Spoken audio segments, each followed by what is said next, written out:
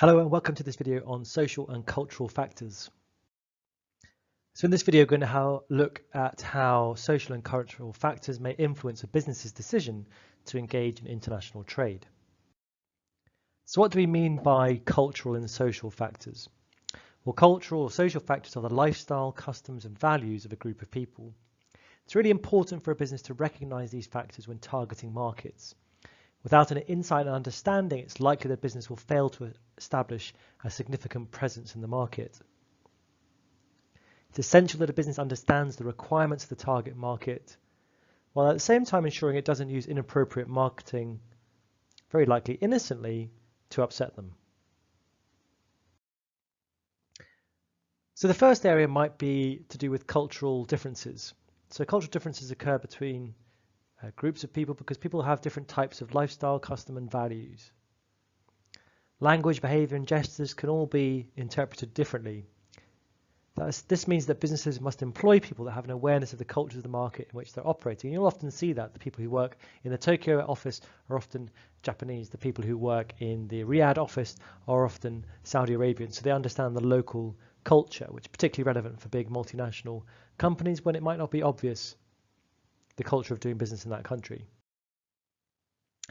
The second thing to consider is that different social cultures have different tastes.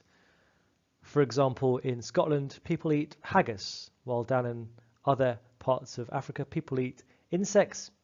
And for example, in India, being Hindu, they don't eat beef. So when you go to a McDonald's, you can see that their menu is very much focused on chicken and vegetables. So people have different tastes, and taste is subjective and dependent on the individual. But you'll see across cultures that certain tastes tend to prevail, and it's good to have an idea of this as a business considering targeting this market.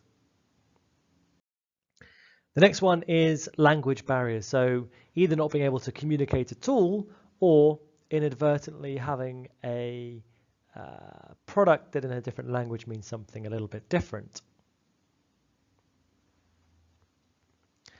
So language barriers can exist, but for most businesses, English is often seen as the business language. So for example, there are many German companies who, even though they work and operate in Germany, use English as their main language because it's then easily understood by all their clients around the world.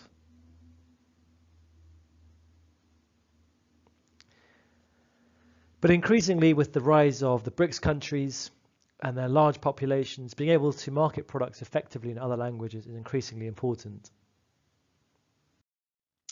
The next is kind of related, but whether we have any unintended meanings with our marketing perhaps, or in the way in which we communicate. For example, the bottom left hand, this is meant to be a bed product, but would you buy a bed called Saw?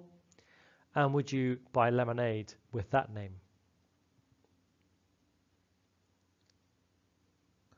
So the business might be trying to communicate something in one language, but it's taken to mean something else by the potential market.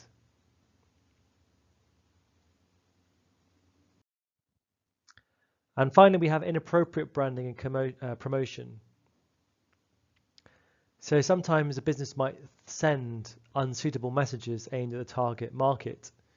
A company that's been accused of this fairly regularly is Nestle, who've marketed their Nesquik as deliciously nutritious, and this chocolate drink here as immunity protection.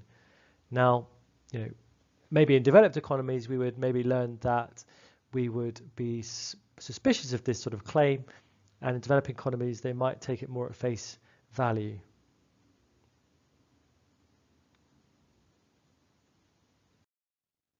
Having said all that, there are always companies that are the exception to the rule. For example, you might think of China being famous for drinking tea, and that they wouldn't be the taste, the cultural desire to drink coffee.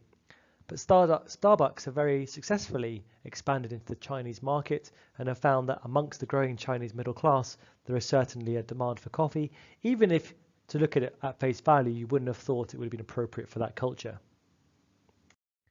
So in this video, we've looked at how a business might have to consider a range of social and cultural factors before deciding whether to engage in international trade with another country. That's it. Thanks very much for listening.